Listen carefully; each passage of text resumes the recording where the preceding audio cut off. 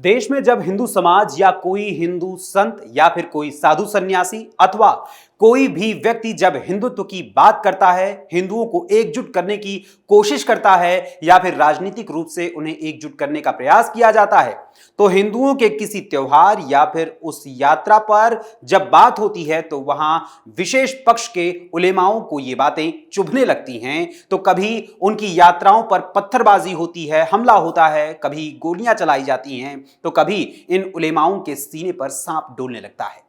अभी कुछ समय पहले यूपी के बहराइच का मामला जहां सभी के सामने आया था, तो वहीं अब बाबा बागेश्वर धाम के पीठाधीश्वर धीरेंद्र कृष्ण शास्त्री को लेकर भी एक मामला सामने आया है, जहां उन्होंने गुरुवार को हिंदुओं को एकजुट करने और जाति पाति के भेदभाव को मिटाने और साथ ही सभी हिंदुओं को एक साथ लाने के लिए अपनी 160 किलोमीटर की बागेश्वर धाम से ओरछा धाम तक की यात्रा शुरू की है। और इस यात्रा का आज तीसरा दिन है और इसे लेकर भी कुछ मौलानाओं के पेट में दर्द होने लगा है और उन्होंने धमकी दी है कि धीरेंद्र कृष्ण शास्त्री की इस यात्रा में दंगा हो जाएगा और साथ ही बड़ा बवाल भी खड़ा हो जाएगा। आखिर कौन है ये मौलाना जिन्होंने बाबा बागेश्वर धाम के पीठाधीश्वर धीरेंद्र कृष्ण शास्त्री की इस पदयात्रा को लेकर दंगे की जताई है आशंका, और साथ ही इस यात्रा को लेकर किस नेता ने धार्मिक और सामाजिक नहीं अपितु इसे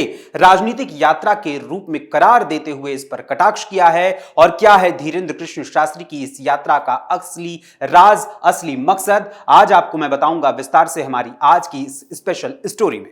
नमस्कार, कैपिटल टीवी उत्तर प्रदेश देख रहे हैं आप और मैं हूं आपके साथ अखिलेश पांडे।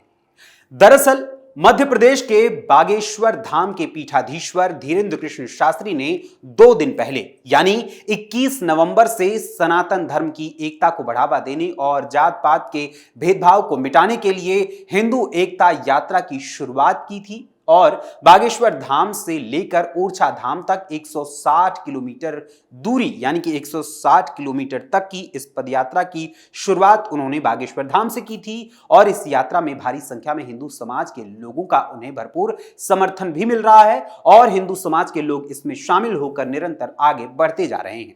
अपनी इस यात्रा को लेकर बागेश्वर धाम के पीठाधीश्वर धीरेंद्र कृष्ण शास्त्री ने इस यात्रा की शुरुआत में कहा था, हिंदू जात पात का भेद खत्म करें। मध्य प्रदेश में पंडित धीरेंद्र कृष्ण शास्त्री ने यात्रा को लेकर कहा कि देश का हिंदू जाग रहा है और समाज के भीतर मौजूद जातिगत भेदभाव को खत्म कर एकजुट होकर भारत के विकास के लिए आगे आ रहा है। इस पदयात्रा का मकसद हिंदुओं को जगाकर भारत को सामर्थ्यवान बनाना है। यही जागृत हिंदू समाज हिंदू राष्ट्र का निर्माण करेगा। वहीं धीरेंद्र कृष्ण शास्त्री की इस यात्रा यानी हिंदू एकता यात्रा में शामिल होने पहुंचे भगवा आतंकवाद पर मुखर रहने वाले कांग्रेस नेता दिग्विजय सिंह के बेटे जयवर्धन सिंह ने इस यात्रा को लेकर अपना बयान दिया है और इसे अपना समर्थन दिया है और साथ ही सनातन बोर्ड के गठन की मांग पर संतों का साथ देने का ऐलान भी किया है। जयवर्धन सिंह ने ऐलान करते हुए कहा, ये यात्रा किसी पार्टी की नहीं बल्कि सनातन धर्म की है। जात पात को खत्म कर समाज को एकजुट करना जरूरी है। संत अगर सनातन बोर्ड बनाने की बात करते हैं तो ये विचार सही दिशा में है। हम सनातन के भक्त हैं और हमेशा रहेंगे।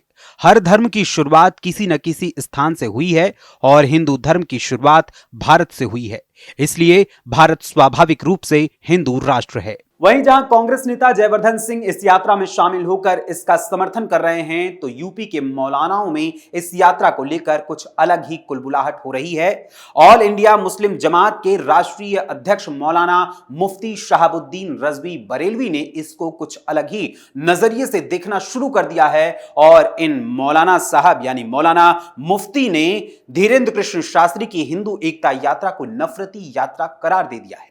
ऑल इंडिया मुस्लिम जमात के राष्ट्रीय अध्यक्ष मौलाना मुफ्ती शहाबुद्दीन रजवी बरेलवी ने धीरेंद्र कृष्ण शास्त्री की हिंदू एकता यात्रा पर कटाक्ष करते हुए हमला बोलते हुए क्या कुछ कहा, वो भी जान लीजिए। बागेश्वर धाम के पीठाधीश्वर पंडित धीरेंद्र कृष्ण शास्त्री की यात्रा नफरत भरी यात्रा होगी।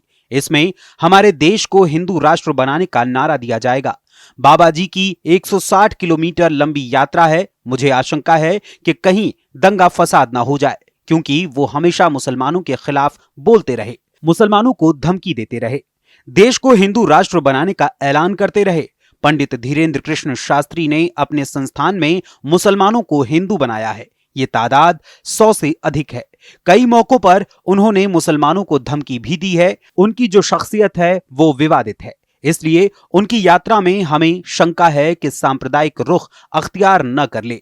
हमारा देश न तो मुस्लिम राष्ट्र हो सकता है और न ही हिंदू राष्ट्र हो सकता है।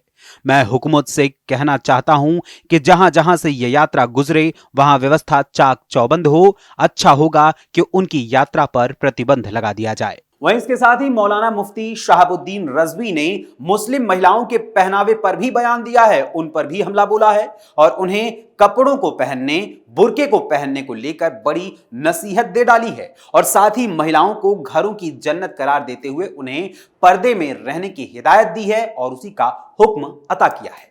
खबरों के अनुसार मौलाना शहाबुद्दीन रजवी बरेलवी ने कहा, आजकल बाजार में तमाम फैशनेबल नकाब आ रहे हैं। किसी पर माशा अल्लाह, किसी पर खुद उस लड़की का नाम लिखा हुआ होता है जो उसे पहनती है।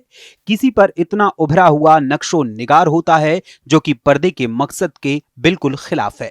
ऐसा पर्दा करना गुनाह है। हिजाब बनाने वाली कंपनियां भी इस बात का ध्यान रखें कि महिलाओं की सादगी बरकरार रहे और महिलाओं को भी इस बात का ध्यान रखना होगा कि ऐसे हिजाब का इस्तेमाल करें जिससे उनकी सादगी और पाकीज़गी बनी रहे। इस्लाम ने महिलाओं को बहुत बड़ा मुकाम और हैसियत दी है। महिलाओं को घरों की जन्नत बताया है और पर्दा करने का हुक्म दिया है। वहीं जहां एक और मौलाना मुफ्ती धीरेन्द्र कृष्ण शास्त्री की यात्रा पर कटाक्ष करने के साथ साथ महिलाओं को यानी मुस्लिम महिलाओं को कैसे पर्दे में रहना चाहिए, कैसे पर्दा करना चाहिए और किस तरीके से घर की सजावट के रूप में एक सामान मात्र बनकर घर में रहना चाहिए, इस बात का जिक्र किया, तो वहीं धीरेन्द्र कृष्ण शास्त्री की हिंदू एकता यात्रा को लेकर मुरादाबाद के सपा के पूर्व सांसद एसटी हसन, जो कि 2024 में लगातार टिकट की मांग करते रहे, उन्होंने भी कटाक्ष करते हुए इस एक राजनीतिक यानी कि इस यात्रा को, धीरेन्द्र कृष्ण की यात्रा को राजनीतिक यात्रा करार दिया है। एसटी हसन ने कहा कि बाबा का काम ऊपर वाले की इबादत करना है, ऊपर वाले की पूजा करना है। हिंदू भाई बिखरे हुए हैं क्या? उन्हें जोड़ने की बात कर रहे हैं। ये एक राजनीतिक यात्रा है, उन्हें इन चीजों से बचना चाहिए। गौरतलब है कि जब जब हिंदुओं को जोड़ने की बात होती है, सनातन बोर्ड के गठन की चर्चा की जाती है या फिर राजनीतिक रूप से भी बटेंगे तो कटेंगे नारा देकर हिंदुओं को एकजुट करने पर जोर दिया जाता है, तो वहीं इसके खिलाफ भी आवाज उठाने वालों का बयान लगातार सामने आने लगता है। वो बयान देने लगते हैं कि हिंदू समाज बटा कहां है, ये बटा हुआ नहीं है, इसे एकजुट करने की बात करना सिर्फ राजनीतिक एजेंडा है, ये सरासर झूठ है।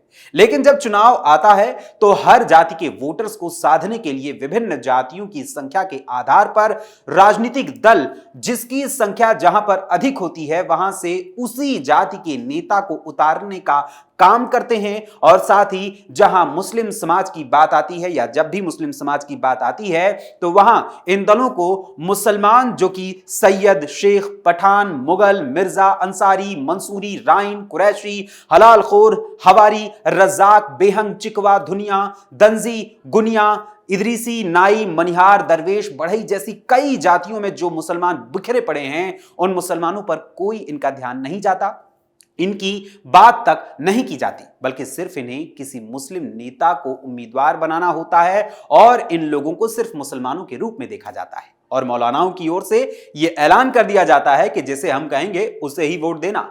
वहीं अब जब लगातार हिंदुओं की एकता पर बल दिया जा रहा है और बार बार हिंदुओं को एकजुट करने की कोशिश की जा रही है और इसके लिए काम किया जा रहा है, तो वहीं इन्हीं हिंदुओं को बांटकर अपनी राजनीति करने वालों के सीने पर सांप भी डूलता जा रहा है।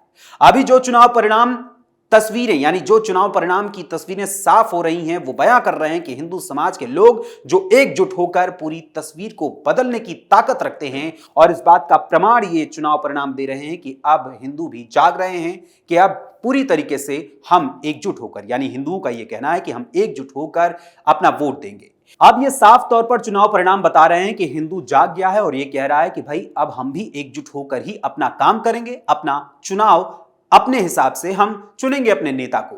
हाँ, लेकिन जहां हिंदू समाज में जातिगत आधार पर जो भी भावनाएं या जिस प्रकार की भी भावनाएं इस समय समाज में बनी पड़ी हैं और जिसकी वजह से हिंदू समाज में बिखराव हुआ है, जहां विभिन्न जातियों को लेकर लोगों में जो अलगाव है, उसी अलगाव को खत्म करने के लिए और साथ ही सभी हिंदुओं को, सभी जातियों के हिंदुओं को एकजुट करने के लिए बागेश्वर धाम के पीठाधीश्वर धीरेन्द्र कृष्ण शास्त्री जो अपनी ये यात्रा निकाल रहे हैं, उस यात्रा का उद्देश्य तो मात्र इतना ही है कि बागेश्वर धाम से लेकर ओरछा धाम तक पदयात्रा करते हुए सभी हिंदुओं को एकजुट किया जाए, चाहे वो किसी भी जाति के होने वाले हों या किसी भी जाति से संबंध रखते हों।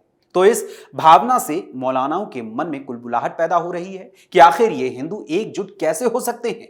हिंदुओं को तो अलग अलग जातियों में ही बटे रहना चाहिए। बहरहाल मैं आप सभी से जानना चाहता हूं कि बागेश्वर धाम सरकार धीरेन्द्र कृष्ण शास्त्री की हिंदू एकता यात्रा और उस पर मौलाना मुफ्ती शहाबुद्दीन रजवी के बयान को लेकर आप सब क्या सोचते हैं, इस बारे में अपने कमेंट्स के माध्यम से अपने विचार हमें जरूर बताइएगा। फिलहाल अभी के लिए इस स्पेशल स्टोरी में बस इतना ही। फिर मुलाकात होगी किसी और खबर, किसी और मुद्दे, किसी और विषय के साथ। तब तक के लिए मुझे अनुमति दीजिए और जुड़े रहिए कैपिटल टीवी उत्तर प्रदेश के साथ। धन्यवाद, नमस्कार।